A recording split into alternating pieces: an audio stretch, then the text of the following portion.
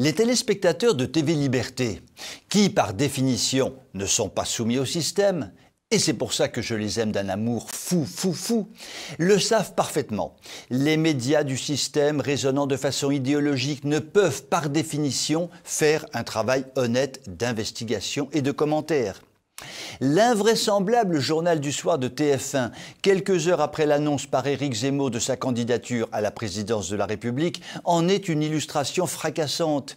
Zemmour n'a pas été interviewé par un journaliste faisant son métier, mais a été lynché par un idéologue débilitant. De façon plus subtile, le journal Le Figaro, toujours lui, a semblé commenter de façon professionnelle l'annonce de la candidature Zemmour. Mais à y regarder de plus près, Le Figaro, fidèle à lui-même, a procédé au même lynchage que TF1, mais de façon moins visible. Comment qu'il a fait ce bon vieux journal ? Il a tout simplement mis en première page un éditorial dont je vous cite quelques phrases, cela vaut le détour. Première citation. Au-delà des provocations délétères, du poison du désespoir, de l'absence préoccupante de doute qui caractérise Éric Zemmour, etc. Bigre de bougre. Après avoir lu un tel portrait du candidat, nous risquons de cauchemarder toutes les nuits jusqu'à l'élection. Maman, j'ai peur de Zemmour. Seconde citation.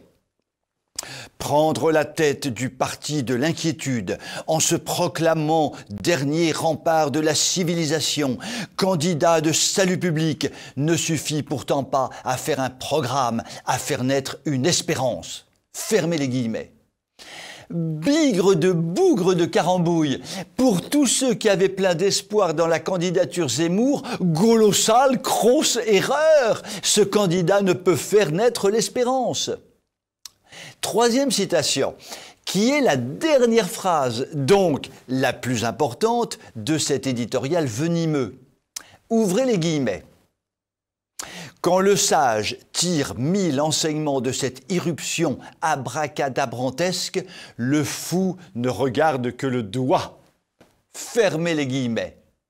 Bigre de bougre, la percée de Zemmour est donc une aberration abracadabrantesque et les Zemmouriens ne sont finalement que des foldingos.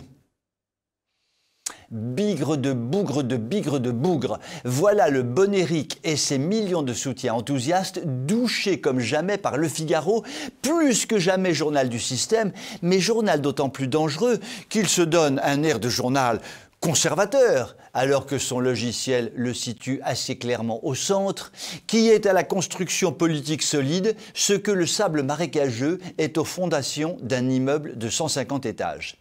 Plus que jamais, se réinformer par tous les moyens possibles et prioritairement bien sûr avec TV Liberté, en évitant les médias du système ou en ne s'en servant que de façon critique, est un impératif absolu pour que nous puissions tous ensemble redresser notre pays à la dérive. Je vous souhaite une très bonne soirée.